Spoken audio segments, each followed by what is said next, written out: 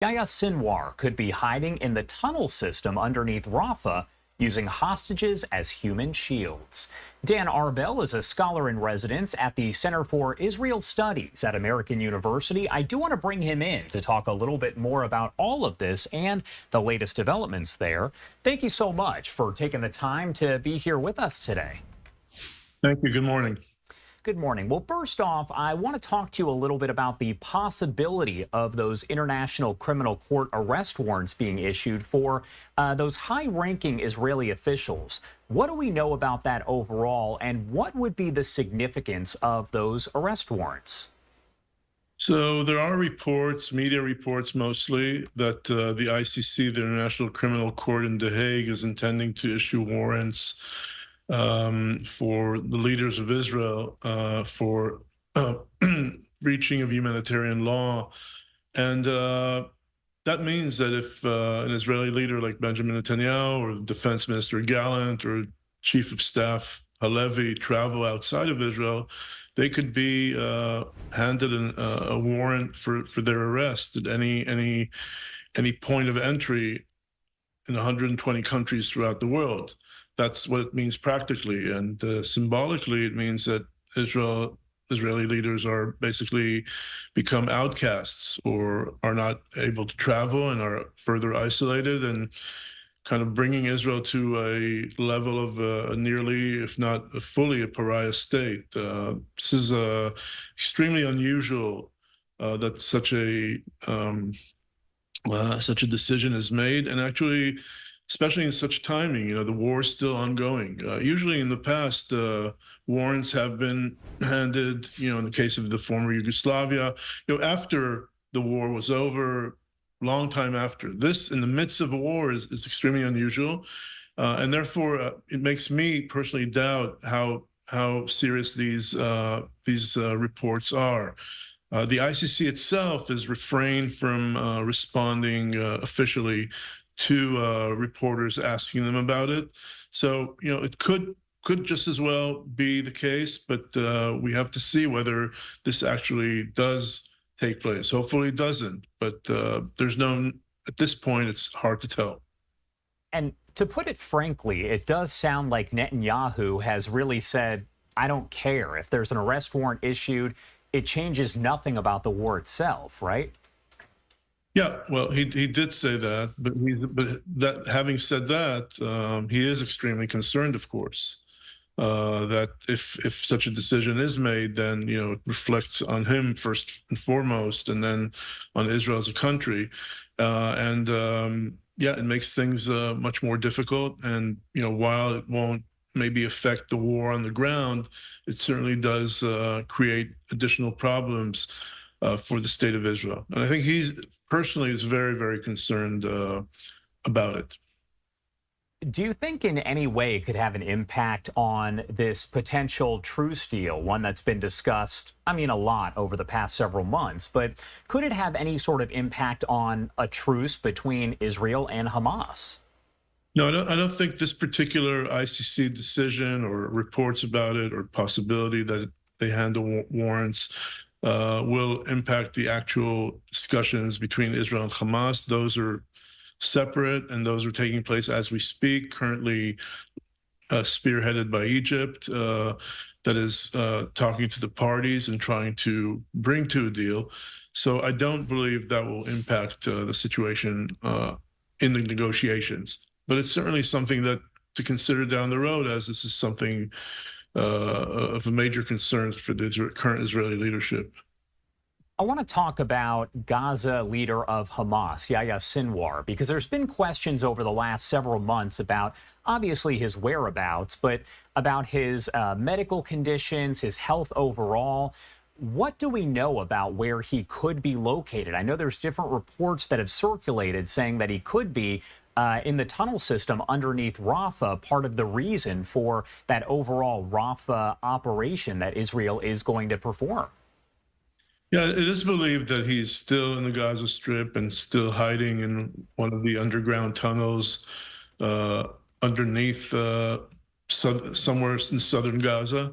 There have been reports in the past that he's not in communication, but it's certainly The case now that there were reports that he's come above ground at certain points along the Gaza Strip, and is also very much involved in the current negotiations on the hostage for ceasefire deal.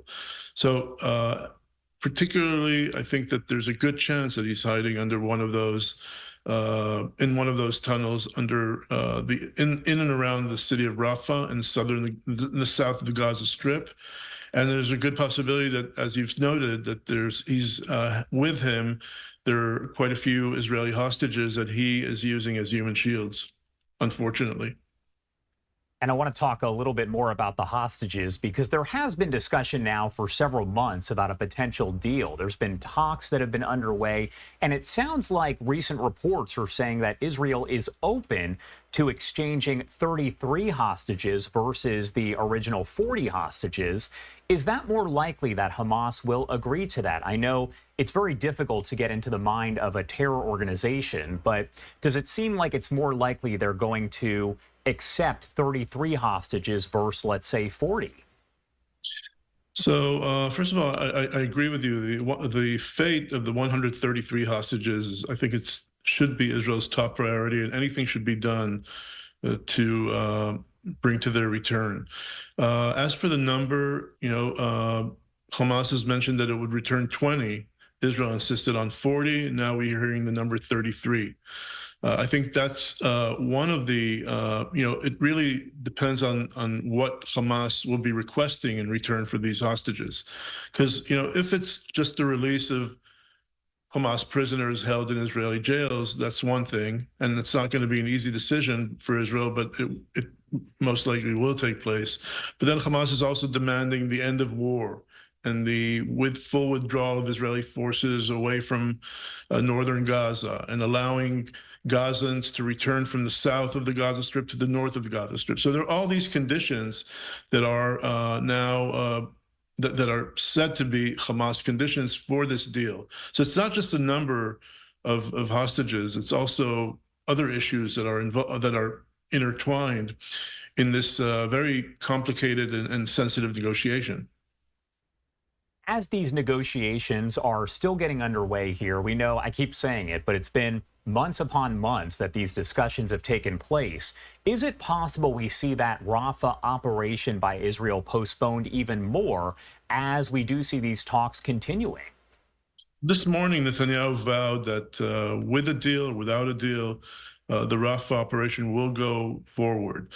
Having said that, I do believe that if there is a deal in the coming days, over hostages release and ceasefire, then that certainly will push or postpone the idea or the plan that Israel has to enter or to operate in the Rafah, inside and outside Rafah. It could take weeks, if not months, if there is a deal. If there's no deal, I think that kind of brings the possibility of an Israeli operation in Rafah more to the forefront, and that could happen within days or weeks if there is no deal. So it would definitely depend. One depends on the other, and if there's a deal, we may see a postponement, perhaps even a cancellation of this whole idea.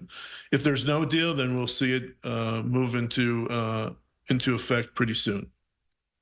My last question for you, and we've kind of already touched on this, but why is that Rafah operation by Israel so important to Israel? Why is it so pivotal in this war? So it is believed that the remaining Hamas brigades operating in Gaza are in and around the city of Rafah, 4 remaining brigades. So if Israel's intention was to defeat Hamas and to dismantle it militarily, then it has to go after these 4 brigades. And after Hamas's leadership, one of them, Sinwar, that you mentioned, may be hiding there, but also other from the inner circle of Sinwar and the just basically military structure of Hamas that are in there. So defeating Hamas means that you have to go into Rafah and do what it takes to, defeat these brigades and take out the leadership. And that's why it's so important for Israel. All right, Dan Arbel, thank you so much, as always, for taking the time to join us and break down the latest headlines out of the Middle East. Anything else you want to add about any of this before I let you go? As always, Josh, thank you. And I want to say that the fate of the 133 hostages is the most important issue for Israel today. And therefore, everything needs to be done to bring to their release and to bring an end to their suffering and to the suffering of their families and for the entire state of Israel. So I believe that these negotiations taking place now are extremely important, and hopefully they'll bring to a positive result soon. All right, Dan, thank you again for taking the time to be here with us. Good day.